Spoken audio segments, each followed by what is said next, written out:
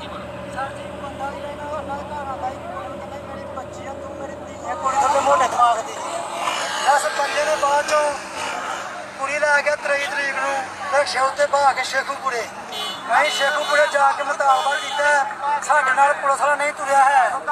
ਅਸੀਂ ਇਹਨੂੰ ਕਿਹਾ ਤੁਹਾਡਾ ਤੋੜੇ ਪਰਚਾ ਕਰਾ ਦਾ ਬੰਦਾ ਨਹੀਂ ਤੁਰਿਆ ਹੈ ਇਹ ਅਮਰੀਕ बच्ची की उम्र कितनी है? ਬੱਚੀ ਦੀ ਉਮਰ ਸਰ 12 ਮਹੀਨੇ 8 ਸਾਲ ਬੱਚੀ ਦੀ ਉਮਰ ਹੈ ਬੱਚੀ ਇੱਕ ਚਾਚੇ ਕੋਲ ਲੈ ਕੇ ਦੂਜੇ ਚਾਚੇ ਨੇ ਪਾਲ ਲਈ ਆ ਉਸ ਤੋਂ ਬਾਅਦ ਸਰ ਜੀ ਸਾਡੇ ਕੋਲ ਸਵੇਰ ਇਸ ਬੰਦੇ ਨੇ ਕਿਹਾ ਮੈਨੂੰ 6 ਲੱਖ ਰੁਪਇਆ ਦਿਓ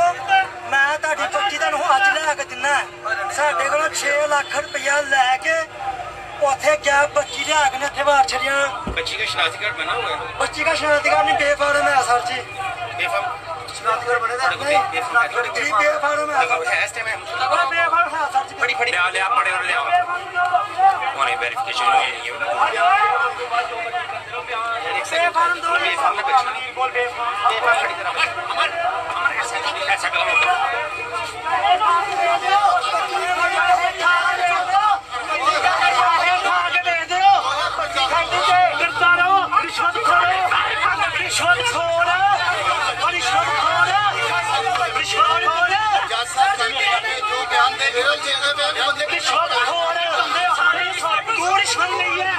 ਤੂੰ ਰਿਸ਼ਵਤ ਲਈ ਹੈ ਤੁਹਾਡੇ ਸਾਹਮਣੇ